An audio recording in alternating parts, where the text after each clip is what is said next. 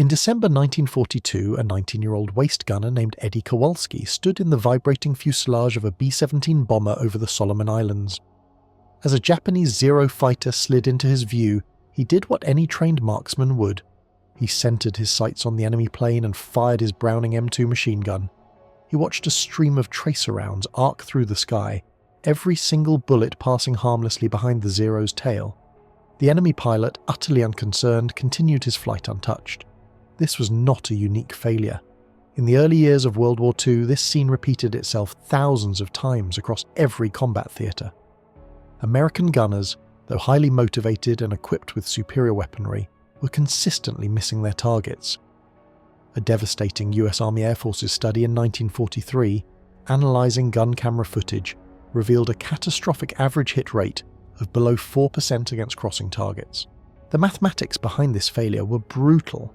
In a typical 10-second engagement, a gunner could fire about 130 rounds. With a 4% hit rate, only 5 bullets would strike the target. This was utterly insufficient against rugged enemy fighters, which could absorb dozens of .50 caliber rounds and remain airborne. The human cost of this ineffectiveness was staggering, with bomber crews suffering unsustainable losses. The root of the problem was not a lack of courage or training, but a fundamental law of nature. The gunners were failing because of physics. Every instinct told them to aim directly at what they could see, a method that works against slow-moving or stationary targets.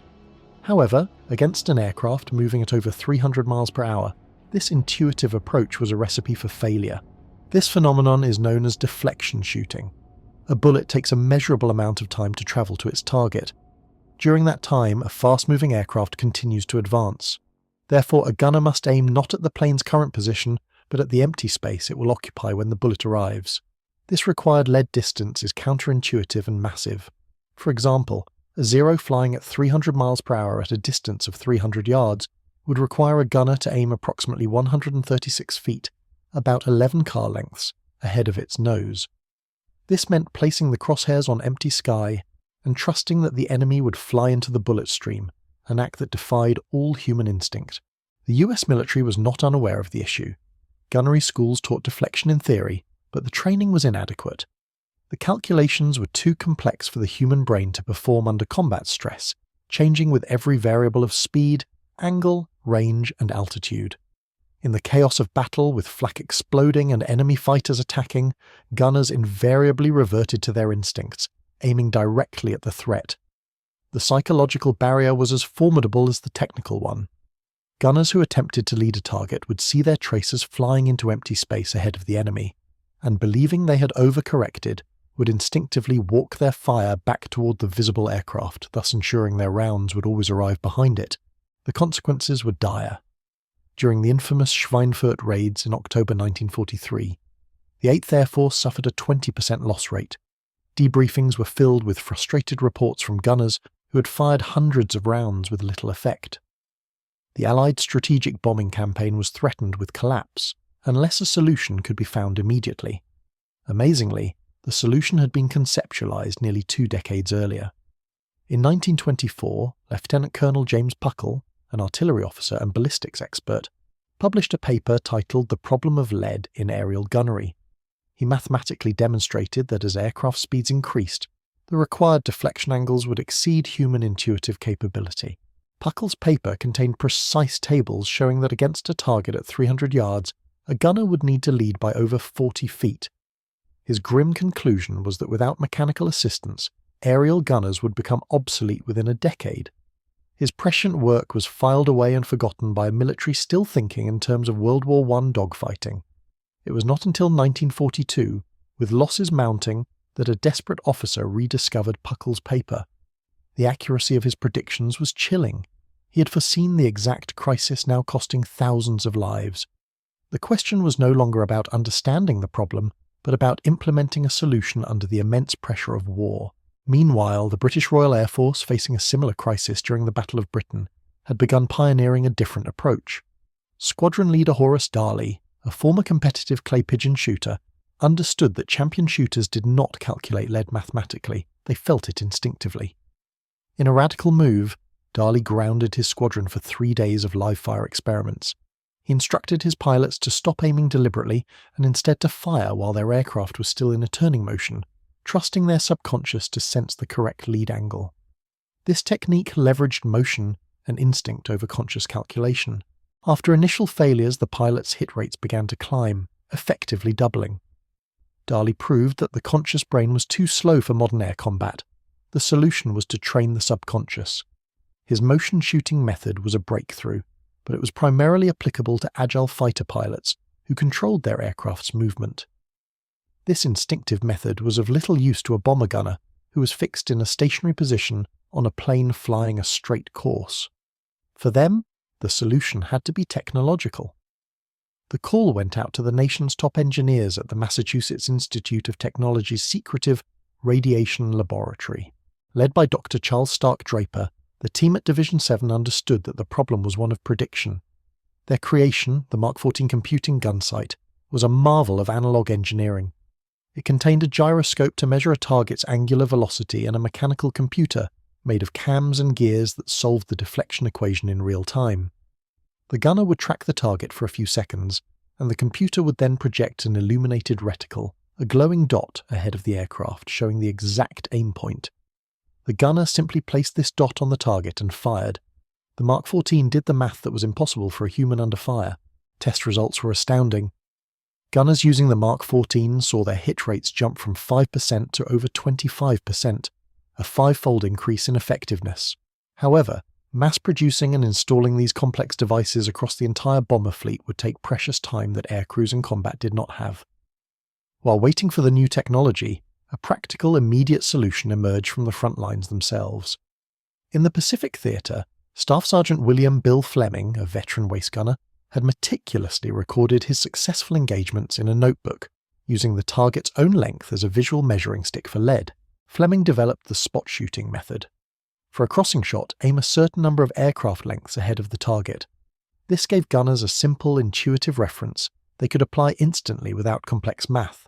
One length for a slight angle, 3 or more for a steep crossing shot. When implemented, the results were undeniable. Gunnery effectiveness more than doubled. The technique spread rapidly because it worked with the human brain's natural strength in judging relative size and distance, bypassing its weakness in calculating absolute measurements under stress. The Army Air Forces adopted a similar technique, known as radius of action shooting, and overhauled their training programs. This shift in methodology, combined with the gradual introduction of the Mark 14 sight, began to have a measurable impact. Bomber loss rates started a steady decline by mid-1944. However, knowing the technique and applying it in the terror of combat were two different challenges.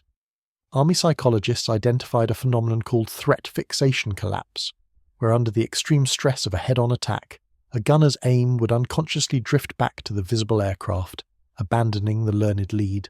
The only way to overcome this primal instinct was through relentless repetitive training that embedded the skill at a subconscious level. Gunnery schools were extended, and round counts for trainees were increased 5-fold. The goal was to achieve muscle memory, where the hands performed correctly even when the conscious mind was frozen with fear. This intensive training created a stratification of skill within bomber formations.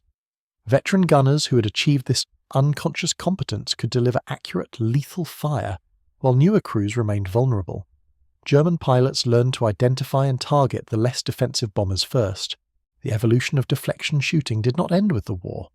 The principles behind the Mark 14 sight led to ever more sophisticated lead computing optical sights for jet aircraft in Korea and Vietnam. The problem of hitting a moving target remained the same, but the solutions became faster and more automated. In modern warfare, the defender's challenge has only intensified.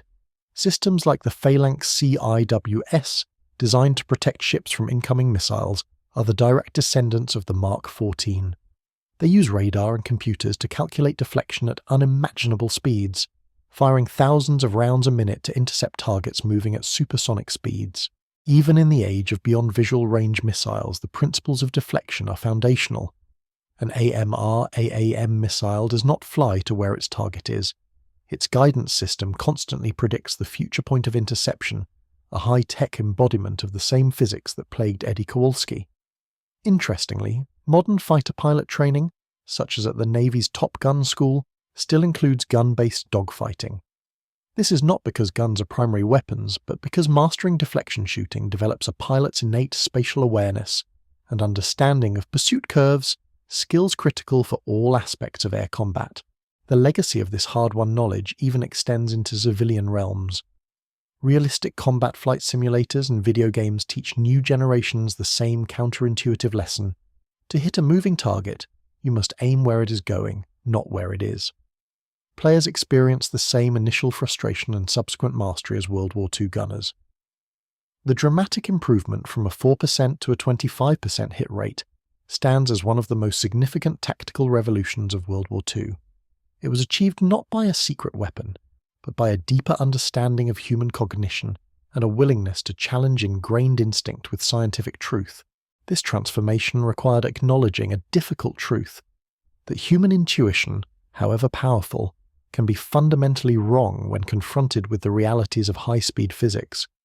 The courage to aim at empty sky was a triumph of learned knowledge over primal reaction. The story of deflection shooting is a testament to human adaptability.